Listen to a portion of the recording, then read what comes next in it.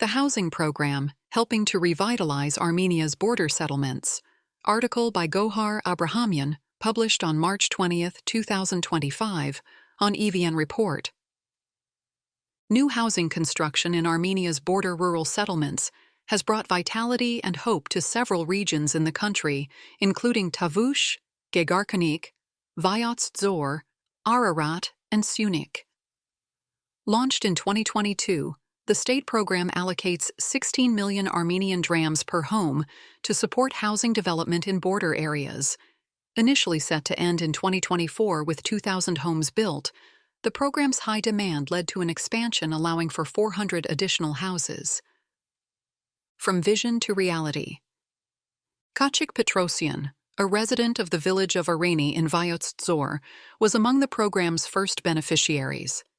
He will soon move into his new house with his mother, wife, and 2 children. We inherited the land in the 1950s and dreamed of building a house here, but opportunities were limited, Petrosyan says. Now, thanks to the state's support, our dream is coming true.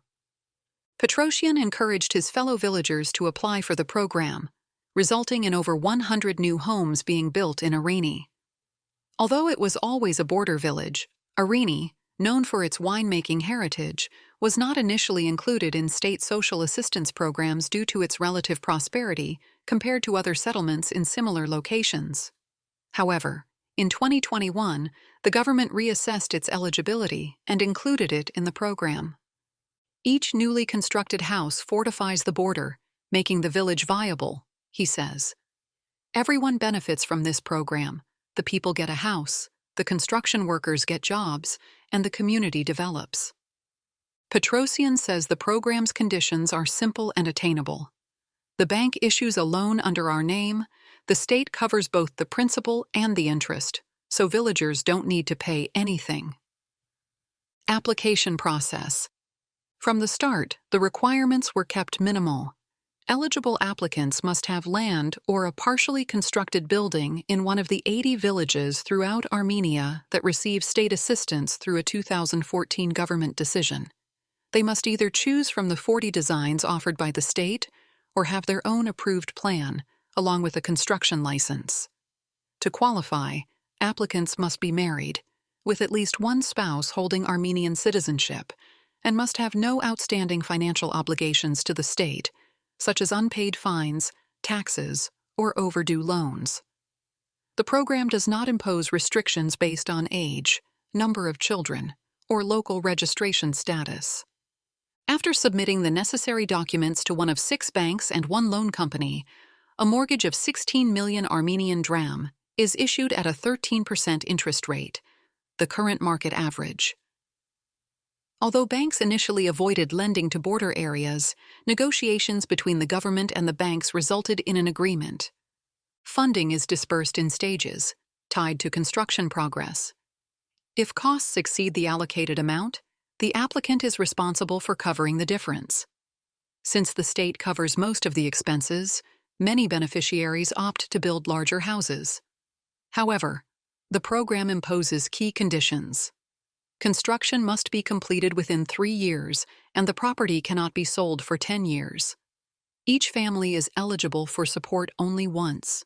Notably, households can still participate even if they have previously benefited from other state-supported mortgage programs, such as income tax refunds or housing security for families with children. The program is also available for forcibly displaced people from Artsakh. However, they must choose between this and the housing program specifically offered to them after the ethnic cleansing of Artsakh. They cannot participate in both programs simultaneously. Yeva Avitisyan's family is among the 32 families from Artsakh who have benefited from this program. Construction of their 2-story house in Saragyug village in the Tavush region is already complete. While they receive state funding, they will cover additional expenses themselves, since they decided to use their own design that would give them large windows and a balcony. We wouldn't have had the courage to build a house without this program. The state's support gave us the confidence to begin constructing our dream house, Avitisyan says. A mathematics teacher from Shushi, she now works at Berkebir Secondary School. Her husband serves in the military, and their 2 sons attend kindergarten. She believes this was the best opportunity to secure her children's future well-being. When they came across the program online, they quickly completed the process of obtaining Armenian citizenship and submitted the bank application. Today, they are impatiently waiting for the day they can move into their new home. In the program's first 7 months, applications trickled in, leaving the government impatiently awaiting its 100th beneficiary. However, in the second year, interest surged dramatically.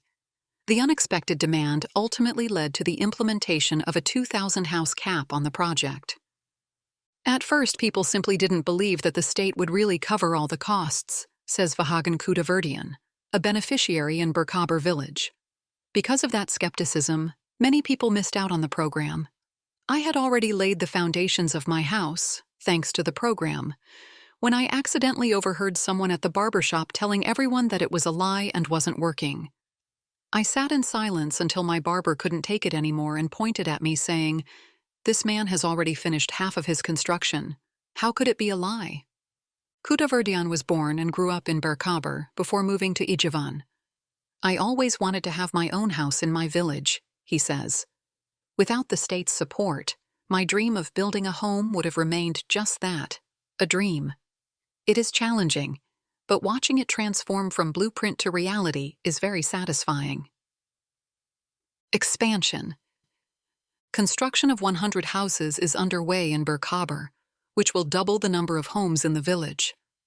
This overwhelming response prompted the government to reopen the program in 2024 with modifications. The revised program now accepts 40 applications each for Berkaber and Kirans communities in Tavush region, and 50 applications each from Baganis and Voskapar. Notably, applicants from these communities will receive an additional 5 million drams if they have been registered there for at least 1 year when applying. Those who received construction permits before September 1, 2024, remain eligible for the program. The program's expansion launched with a modification starting in Gomk village in Vayots Dzor. Although Gomk, with its 144 residents, is not a borderline village, a school for 100 students was built there in 2024. Currently, the school has 25 students. Prime Minister Nikol Pashinyan designated Gomk as the starting point for the program's second stage, solidifying the initiative and supporting community development. The village has been allocated 30 houses, with 5 reserved for teachers. Additionally, having a child under 13 has become a mandatory requirement. As of February 2025, 2,209 families have been approved as beneficiaries of the program across different regions. 1,444 in Tavush, 225 in Sunik, 284 in Vayots Dzor, 146 in Ararat, and 110 in Gegharkanik. 70 houses are complete and have been issued deeds. This program, according to Minister of Labor and Social Affairs Narek Makurchan, is one of their success stories. Continuity. In border villages, the beneficiaries of the program were mostly those who had moved out of extended families, young families living in rentals, and people who had emigrated due to lack of housing. Through this program, they now have the opportunity to return and live in their homeland. Notably, more than 90% of the beneficiaries are local community members, though the government welcomes newcomers as well. David Khachatryan, Deputy Minister of Labor and Social Affairs, says the program serves multiple purposes. It's not just about building new homes, it's about revitalizing villages and attracting new residents, even temporarily. This, in turn, boosts property tax revenue, stimulates local trade, and strengthens municipal budgets, making the program a catalyst for sustainable community growth.